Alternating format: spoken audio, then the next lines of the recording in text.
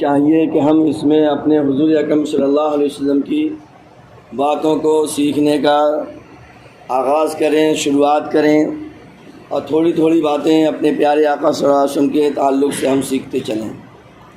رسول اکرم صلی اللہ تعالیٰ علیہ وسلم نے شاہ فرمایا، لا تدخلون الجنۃ حتی تؤمنوا ولا تؤمنوا حتی تحابوا، کہ تم میں سے کوئی جنت میں داخل نہیں ہو سکتا جب تک کہ مسلمان نہ ہو جائے۔ حضور صلی اللہ علیہ وسلم نے فرمایا تم میں سے کوئی بھی جنت میں داخل نہیں ہو سکتا جب تک کہ وہ مومن نہ ہو جائے، مسلمان نہ ہو جائے۔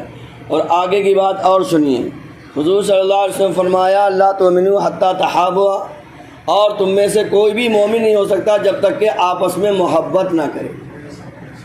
یہ حضور صلی اللہ علیہ وسلم کی حدیث پاک ہے کہ تم میں سے کوئی بھی مسلمان نہیں ہو سکتا جب تک کہ آپس میں محبت نہ کرے۔ تو ہمیں آپس میں محبت کرنا چاہیے، یہ ہمارے پیارے آقا صلی اللہ تعالیٰ علیہ وسلم کا فرمان ہے۔ اب آئیے پیارے آقا صلی اللہ تعالیٰ علیہ وسلم کی زندگی کو ہم دیکھ رہے ہیں۔ پیارے آقا صلی اللہ علیہ وسلم کے تعلق سے آتا ہے کہ حضور صلی اللہ علیہ وسلم سے زیادہ کوئی مسکرانے والا نہیں تھا۔ مسکراہٹ، اسمائل، مسکان، یہ سب سے زیادہ پیارے آقا صلی اللہ علیہ وسلم فرماتے تھے۔ ہر وقت آپ کے لبوں پر مسکراہٹ رہتی تھی۔ آپ کو کتنا ہی غصہ ہو، اگر آپ مسکرا جائیں تو آپ کے غصے کا لیول بہت ڈاؤن ہو جائے گا، یا آپ کو کوئی مسکرا کر دیکھ لے تو آٹومیٹکلی آپ کی بھی مسکراہٹ آ جاتی ہے اور آپ کا غصہ بہت حد تک نیچے آ جاتا ہے۔ اس کے طبی میڈیکلی بینیفٹس بہت زیادہ ہیں۔ اب آئیے نبی معظم صلی اللہ علیہ وسلم کی ذات گرامی فطری تقاضوں کو اخلاقی معیار کے ساتھ ہم آہنگ رکھنے کے لیے وقف تھی۔ حضرت عبداللہ بن حارث کہتے ہیں میں نے رسول اللہ علیہ وسلم سے بڑھ کر کوئی مسکرانے والا نہیں دیکھا۔ حضور صلی اللہ تعالیٰ علیہ وسلم یہ نہیں کہ میرا مقام بڑا ہے، اللہ نے مجھے ساری کائنات میں سب سے بڑا بنایا ہے۔ رسول کونین صلی اللہ تعالیٰ علیہ وسلم نے مجھے سب سے افضل و اعلیٰ بنایا ہے۔ آپ چھوٹے چھوٹے لوگوں کے ساتھ بھی بہت ہی زیادہ پیار و محبت سے پیش آتے تھے۔ آپ کا واقعہ ہے کہ ایک بہت ہی غریب بندہ تھا، آپ نے اس کی پیچھے سے آنکھیں بند کر لی، یعنی آپ کو دل بہلانا، لوگوں کو ان کی تکلیفیں دور کرنا، اللہ نے آپ کو رحمت العالمین بنا کے بھیجا تھا۔ تو آپ ہر ایک کے دکھ غم میں شریک ہوتے تھے، یہاں تک کہ ایک نوکر تھا، پہلے نوکری کے کلچر بہت زیادہ تھا اور نوکر آج والا نہیں، ایسا غلامی والا کلچر ہوتا تھا کہ بندہ اسی کا ہوتا تھا، اس کا گھر وال کوئی کچھ نہیں، وہیں پر وہ بند ہوا غلام جسے کہتے ہیں، نہ گھر جا سکتا، نہ آ سکتا، نہیں جا سکتا۔ بہت طریقے سے لوگ ظلم و زیادتی کرتے تھے، جانوروں سے زیادہ لوگ اتیاچار کرتے تھے۔ اس دور میں پیارے آقا صلی اللہ علیہ وسلم چھوٹے چھوٹے لوگ جن کو کوئی پوچھتا نہیں تھا ان کے کاموں میں ہاتھ بٹواتے تھے۔ ایک دیکھا کہ ایک نوکر بیچارہ آٹا پیس رہا ہے اور بالکل شرابور ہے، پریشان حال ہے، حضور صلی اللہ علیہ وسلم اس کے پاس بیٹھ گئے اور اپنے ہاتھ سے اس کا آٹا پیس دیا۔ آپ سمجھ سکتے ہیں کہ پیارے آقا صلی اللہ علیہ وسلم نے کیسی محبت کا ہمیں درس دیا ہے، اور کیسا سب کچھ ہو کر، ساری کائنات کے مالک و مختار ہو کر بھی چھوٹے چھوٹے لوگوں کو دلوں سے، گلے سے لگایا اور ان کو ان کی عزت دی، ان کو ان کا سمان دیا۔ حضرت ام المومنین حضرت عائشہ صدیقہ رضی اللہ تعالیٰ سے پوچھا، رسول اللہ صلی اللہ علیہ وسلم کبھی مزاح بھی فرماتے تھے؟ ام المومنین حضرت عائشہ رضی اللہ تعالیٰ نے فرمایا ہاں، لیکن ہر کسی کے ساتھ نہیں، بلکہ مخاطب کے محل و مقام اور استعداد کے مطابق ایسا فرماتے تھے۔ علماء کرام تو یہاں تک فرماتے ہیں رسول اللہ صلی اللہ علیہ وسلم کی قدرتی حیثیت اس قدر تھی کہ اگر آپ صلی اللہ علیہ وسلم مزاح نہ فرماتے تو لوگوں کا آپ صلی اللہ علیہ وسلم سے ملنا جلنا، ملاقات کرنا دشوار ہو جاتا۔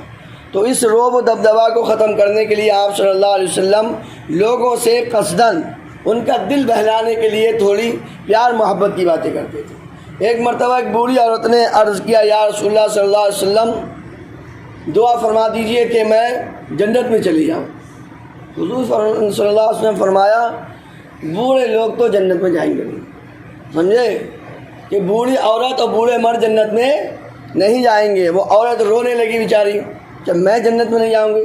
پھر پیارے آقا صلی اللہ علیہ وسلم نے فرمایا پریشان مت ہو، جنت میں سب جوان ہو کر جائیں گے، تم بھی جوان ہو جاؤ گے، بوڑھا کوئی رہے گا ہی نہیں۔ ایک مرتبہ ایک صحابی رسول نے عرض کیا یا رسول اللہ صلی اللہ علیہ وسلم مجھ کو اونٹ کی ضرورت ہے، مجھے اونٹ چاہیے سواری کے لیے۔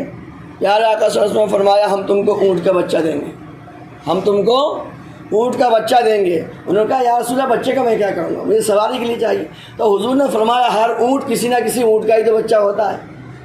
تو اس طرح سے حضور صلی اللہ تعالیٰ علیہ وسلم اپنے صحابہ اکرام کا دل بہلاتے تاکہ صحابہ اکرام کو بھی حضور صلی اللہ علیہ وسلم کے قریب آنے کا موقع ملے اور حضور کی حیبت ختم ہو جائے۔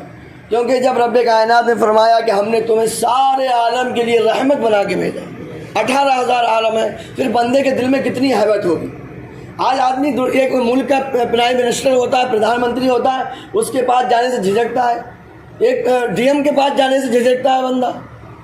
تو حضور صلی اللہ علیہ وسلم کا تو معاملہ یہ ہے کہ ساری کائنات کے آپ کو اللہ نے بادشاہ بنایا ہے، پھر کتنی حیبت ہوگی۔ تو پیارے آقا صلی اللہ تعالیٰ علیہ وسلم نے لوگوں کو پیار محبت دیا۔ چھوٹے چھوٹے بچوں سے آپ باتیں کرتے، چھوٹے چھوٹے بچوں کا آپ دل بہلاتے، چھوٹے چھوٹے بچوں سے آپ سلام کر لیا کرتے تھے۔ تو کوئی ہمیں بھی اس بات کی کوئی وہ نہیں ہونا چاہیے ایگو کہ میرا مقام اونچا ہے، میرا مرتبہ اونچا ہے، میرا عہدہ بہت بڑا ہے، میری رینک بہت بڑی ہے۔ سب سے پہلے ہمیں اپنے ماں باپ کو یہ احساس کرانا چاہیے کہ ہم آپ کے بیٹا ہی ہیں، چاہے آپ دنیا کے بادشاہی کیوں نہ بن جائیں، مگر ماں باپ کو کبھی فیل یہ نہیں ہونا چاہیے کہ یہ میرا بیٹا نہیں ہے، بادشاہ ہے۔ ماں باپ کو یہ فیل ہونا چاہیے کہ جو پہلے دن یہ بچہ تھا آج بھی یہ بادشاہ ہو کر بھی میرا بچہ ہی ہے۔ اور بچے جو بادشاہ بن جائے اس کو بھی دماغ میں یہ ہونا چاہیے کہ میں کچھ بھی بن گیا ہوں مگر میرے ماں باپ ہی ہیں۔ یہ فیل کرانے کی ضرورت ہے، ورنہ ہوتا کیا ہے گھر میں ہم اپنے عہدے کے ساتھ چلے جاتے ہیں، چپلوں کے ساتھ۔ میں تو کہتا ہوں جب چپلیں اتاریں تو آپ اپنی عہدہ بھی وہیں چھوڑ دیں، کتنے بھی بڑے آپ عہدے پر ہیں، جب آپ چپلیں نکالیں نا تو اپنا عہدہ بھی وہیں چھوڑ دیں۔ بیوی کو بھی پتہ چلنا چاہیے میرا شوہر ہے، اور بچوں کو بھی پتہ چلنا چاہیے میرا باپ ہے، ناتی پوتوں کو پتہ چلنا چاہیے میرا دادا ہے۔ یہ نہیں کہ یہ ڈی ایم ہے، کہ یہ امام ہے، کہ یہ مفتی ہے۔ یہ سارے عہدے گھر کے باہر ہی چھوڑ دینا چاہیے۔ گھر کے ماحول کو نبھانا، گھر کے ماحول کو لے کے چلنا، یہ بہت بڑا اسکل ہے، اس کو ہمیں سیکھنا چاہیے۔ ہوم مینجمنٹ ہمیں سیکھنا چاہیے کہ ہمیں اپنے گھر والوں کے ساتھ کیسے رہنا چاہیے۔ دیکھیے سب سے زیادہ ہماری مسکراہٹ، سب سے زیادہ ہمارا پیار کے مستحق ہمارے گھر والے ہوتے ہیں۔ آج ہم امام مقتدیوں سے ہنس کے باتیں کر لیتا ہے، سمجھے، آج باس اپنے امپلائیوں سے ہنس کے باتیں کرتا ہے، مگر گھر میں جاتے ہی یہ سب ہنسی، یہ اسمائل، یہ مسکراہٹ سب ختم ہو جاتی ہے، اور جھنجھلاہٹ یہ وہ، اور کچھ گھر والے کہہ رہے ہیں سب کرتے تمہارے لیے، ہاں کر رہے ہو، کیا کر رہے ہو، کچھ نہیں کر رہے ہو آپ۔ جب گھر والے ہی تمہاری مسکراہٹ کچھ سے محروم ہیں، تمہارے ماں باپ ہی تمہاری نرمی سے محروم ہیں، تو باہر کیا کچھ نہیں ہے۔ اصل امتحان ہوتا ہے گھر میں آ کر، اصل امتحان آپ کتنے نیک ہیں، کتنے پرہیزگار ہیں، کتنی حضور کی باتوں پہ عمل کر رہے ہیں۔ اس کا اصل عمل مسجد میں نہیں ہے، اصل عمل فیلڈ میں نہیں ہے، اس کا اصل امتحان تمہارے گھر میں آ کر ہے، کہ تمہارے ماں باپ کو بھی پتہ چل رہا ہے کہ ہمارا بیٹا ہے، کیا بیوی کو بھی یہ پتہ چل رہا ہے کہ یہ میرا شوہر ہے، کیا بچوں کو بھی پتہ چل رہا ہے کہ میرا باپ ہے۔ ٹائم دیجیے فیملی کو، ٹائم فیملی کا بھی حق ہے۔ یہ نہیں کہ مشین بن گئے کام کی، صبح کو چلے گا فجر میں، رات کے 12 بجے آ رہے ہیں، اور بچے سو گئے، بیوی سو گئی، سمجھے، ان کو ٹائم ہی نہیں مل رہا۔ اس کا بھی حساب ہونا ہے۔ کم کمائیے، بچوں کو بھی ٹائم دیجیے، یہ بھی ایک کمائی ہے، سب سے بڑی کمائی ہے بچوں کو ماں باپ کو ٹائم دینا، اور ٹائم نہیں کوالٹی ٹائم دینا۔ یہ نہیں کہ امام صاحب کا ٹائم دیا، ہاں صاحب موبائل لے کے بیٹھ گئے 3 گھنٹے تک بیٹھے رہے، موبائل، یہ ٹائم دینا نہیں ہے۔ موبائل لے کر بیٹھنا یہ ٹائم نہیں ہے۔ چپلوں کے ساتھ موبائل کو بھی اپنی ٹوکری میں رکھ دیجئے، اور پورے انٹینشن کے ساتھ آنکھوں میں آنکھیں ڈال کر باتیں کیجیے محبت سے۔ اس کی ماں باپ بات کریں یا بیوی بچے بات کریں، پوری توجہ سے ان کی باتوں کو سنیے اور اس کا جواب دیجیے، تاکہ لگے یہاں یہ ہماری بات سن رہا ہے۔ یہ نہیں دماغ ہے دھیان ہے موبائل میں، ہاں اچھا ایسا اچھا۔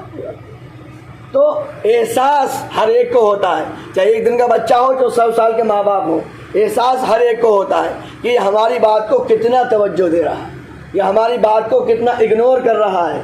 بندہ اظہار کرے نہ کرے مگر دل میں احساس ضرور ہوتا ہے۔ 1 سال کا بچہ بھی ہے، پورے انٹینشن کے ساتھ اس سے بات کریں، 5 منٹ بات کریں، مگر پوری بات کریں، اس کے پورے سوالوں کا جواب دیں پورے فوکس کے ساتھ۔ اگر بچہ آپ کو اپنی کاپی دکھا رہا ہے تو پوری دیکھا، اچھا لکھا ہے، اچھا کوئی بات نہیں، رکھ دیں۔ آپ ایک ایک لائن پہ انگلی پھرائیں اور اس کو بات کریں کہ ہاں یہ تم نے اچھا لکھا، یہ حرف ایسا ہونا چاہیے، یہ تم نے اور اچھا لکھا، یہ بڑھیا لکھا، تاکہ بچے کو چلے کہ میرا باپ پورا مجھے ٹائم دے رہا ہے۔ اللہ تعالیٰ